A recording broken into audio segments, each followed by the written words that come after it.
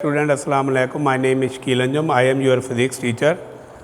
आज हम लोग चैप्टर 10 का जो टॉपिक पढ़ने लगे हैं वो है ball and bowl system. Last lecture में हम लोगों ने सिंपल हार्मोनिक मोशन के बारे में पढ़ा था। मैं इसको थोड़ा सा मज़ीद एक्सप्लेन कर देता हूँ। वाइब्रेटरी मोशन का जो दूसरा नाम है वो है हमारे पास simple harmonic motion. Simple harmonic motion का उर्दू में सादा मूसीकाई हरकत भी कहते हैं, लेकिन ये वर्ड सिंपल हार्मोनिक मोशन ही यूज़ होता है। इसमें यह है कि अगर किसी बॉडी पर आप फोर्स लगाएंगे तो उसका डिस्प्लेसमेंट जो होगा या चेंज इन लेंथ इंक्रीज़ होगी। इट मीन उसकी डायरेक्शन जो होगी टुवर्ड्स मीन पोजीशन होगी।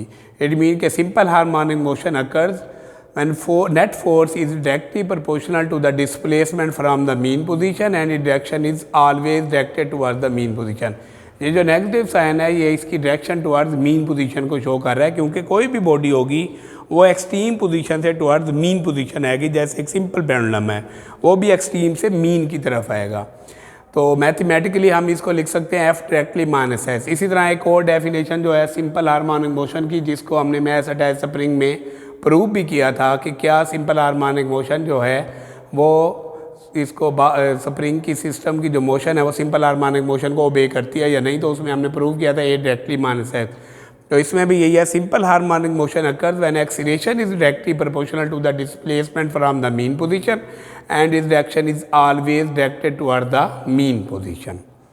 तो बॉल एंड बाउल सिस्टम के बारे में भी लॉन्ग क्वेश्चन इस तरह आ जाता है कि define simple harmonic motion, explain ball and bowl system, या prove that ball and bowl system obey the simple harmonic motion. Ball का लफ्ज़ी मतलब जो है वो गेंद होता है, जबकि बाउल जो है हम लोग प्याले को भी कहते हैं।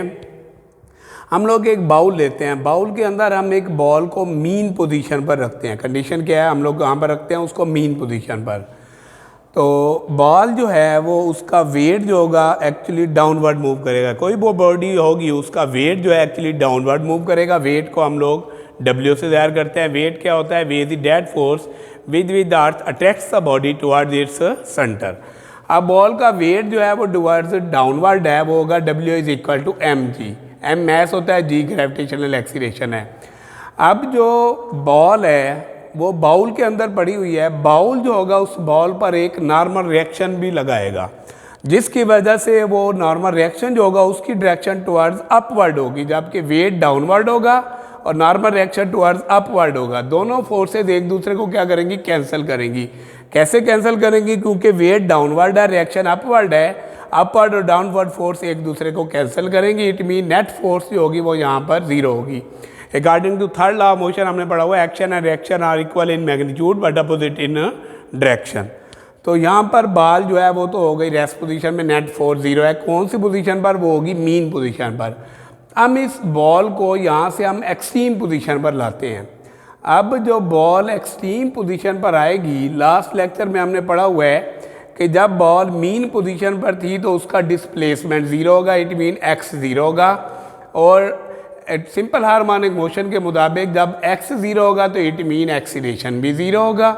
और इसके अलावा जब x ज़ीरो होगा, a ज़ीरो होगा, तो एक्सट्रीम पोजीशन पर जब हम उसका डिस्प्लेसमेंट बढ़ेगा तो यहाँ पर x मैक्सिमम होगा तो a भी मैक्सिमम होगा। इसकी एग्जांपल देता हूँ, जैसे स्विंग है।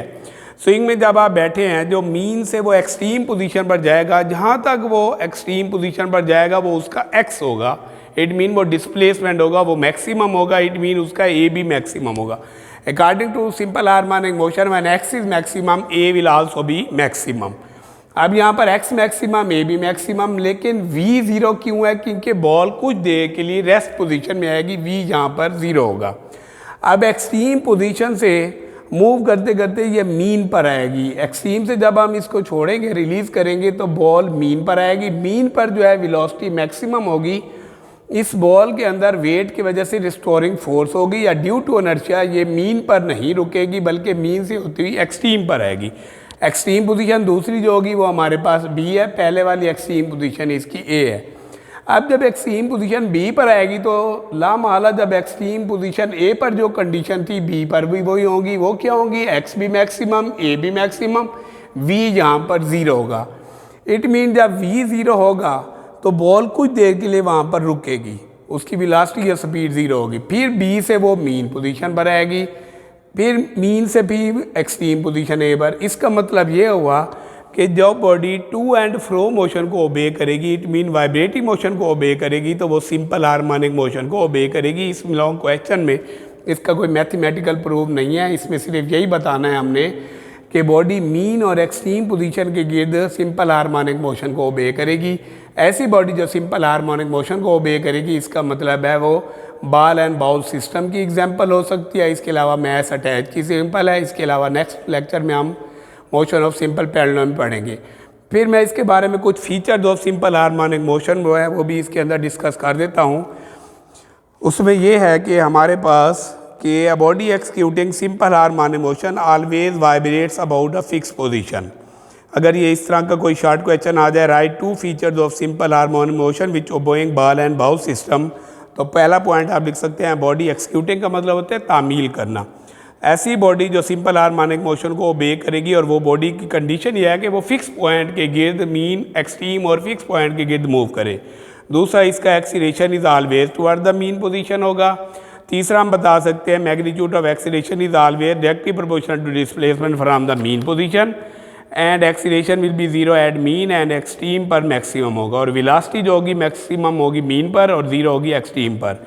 इसके अलावा कुछ हमारे पास इंफॉर्मेशन हैं जो कि हमारा पेज नंबर है 3, उसमें हमारे पास एक टिटबिट्स है। A human drum can oscillate back and forth up to 20,000 time in 1 second. ये MCQ में आ जाता है। इसके अलावा एक और क्विज है, what is the displacement on object in simple harmonic motion when kinetic and potential energy are equal.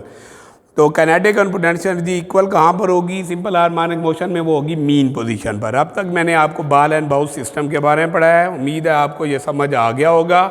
अगर समझ नहीं आया तो आप मेरे व्हाट्सएप नंबर पर या कॉन्टैक्ट नंबर पर रब्ता कर सकते हैं। लेकिन इसके अलावा जो मैंने क्विज कराया है इसको मैं मज़ीद थोड़ा सा एक्सप्लेन करता हूँ। हमारे पास इसमें है what is the displacement of object in simple harmonic motion when kinetic and potential energies are equal. अब इसका जो आंसर बनेगा वो आप अपनी बुक पर एडजस्ट करेंगे। The displacement of object in simple harmonic motion when kinetic and potential energy are equal in mean position. इसके अलावा आप एक पेज 3 पर डायग्राम देखेंगे। इस डायग्राम में काइनेटिक एनर्जी जो होगी वो मीन पोजीशन पर मैक्सिमम होगी क्योंकि वेलोसिटी यहाँ मैक्सिमम होती है, और यहाँ पर हाइट ज़ीरो होगी। तो हाइट पोटेंशियल एनर्जी का फार्मूला होता है mgh। h ज़ीरो होगी तो इसका मतलब है पोटेंशियल एनर्जी ज़ीरो होगी मीन पर। जब आप एक्सट्रीम पोजीशन पर आएंगे तो काइनेटिक एनर्जी जो होगी वो ज़ीरो होगी क्योंकि यहाँ पर v ज़ीरो होता है, और पोटेंशियल एनर्जी मैक्सिमम होगी क्योंकि यहाँ हाइट मैक्सिमम है तो p इज इक्वल टू होगा मैक्सिमम। तो इसी तरह दूसरी जो हमारी एक्सट्रीम पोजीशन होगी वहाँ पर भी काइनेटिक एनर्जी ज़ीरो होगी, पोटेंशियल एनर्जी क्या होगी? मैक्सिमम।